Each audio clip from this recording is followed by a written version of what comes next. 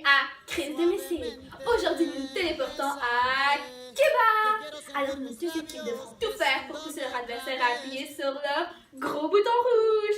Et s'ils le font, ils enverront des torpilles nucléaires sur leur adversaire, ce qui doit être satisfaisant, mais ils perdront le jeu.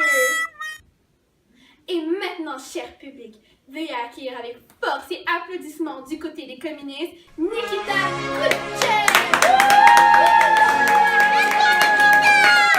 Et pour défendre le capitalisme avec férocité, nous avons Donald Trump! Non, Donald, nous sommes seulement le 16 octobre 1962.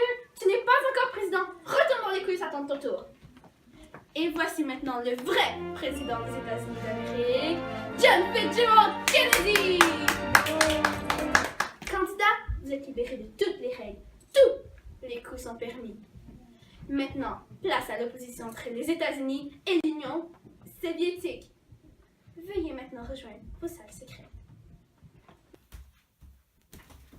Comment se présente la situation, chef? Avons-nous une chance de gagner ce jeu? Pas très bien, commandant.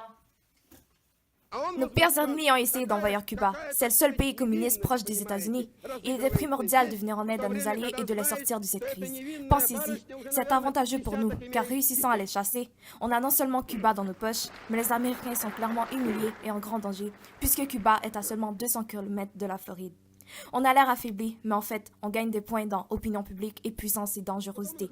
Les Américains ont tenté de renverser notre cher ami Fidel Castro, puisqu'évidemment, sa politique économique nous avantageait et est défavorable aux intérêts américains.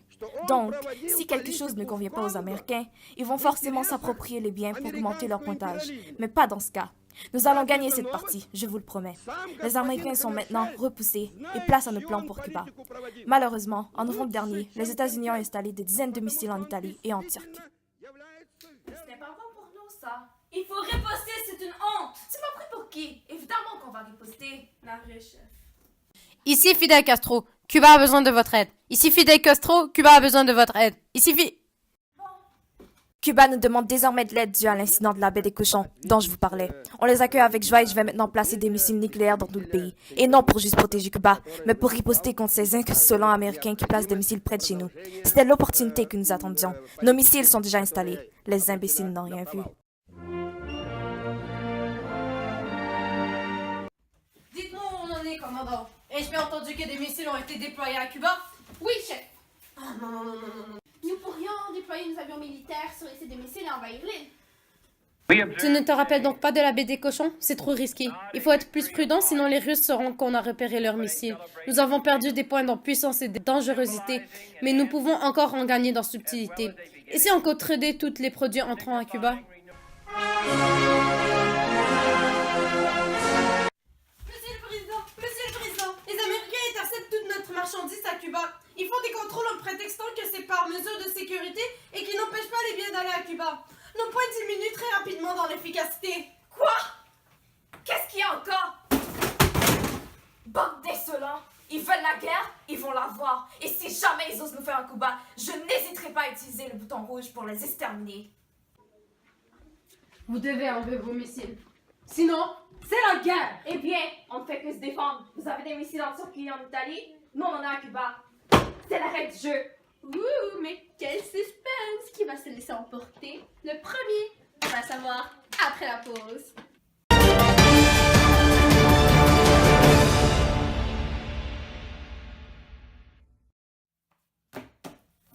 En date du 27 octobre 1962, un avion d'espionnage américain a été abattu par un missile russe.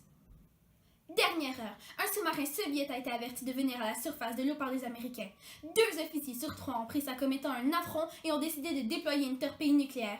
Mais heureusement pour nous, un des officiers, Vassili Arkhipov, a refusé de la déployer. Mais la saison 6 de Crise de missiles ne fait que commencer. Le monde entier est fasciné par cette nouvelle télésérie mettant en scène des luttes de pouvoir extraordinaires. Pour la première fois de l'histoire, l'équipe des USA est en état de préparation du niveau 2, qui est le second niveau de préparation de défense le plus élevé. Les forces armées sont prêtes en moins de 6 heures face à une éventuelle attaque. On vous en dit plus au téléjournal de 22h. Soyez présents.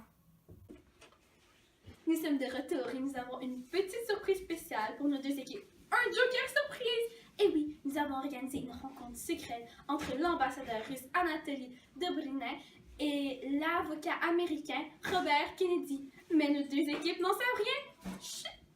Allons voir ce que ça donne. Le président russe a retiré les missiles de Cuba. Cette crise est donc définitivement finie. Nous sommes seulement le 28 octobre 1962. Wouhou! Personne n'a appuyé sur son gros bouton rouge.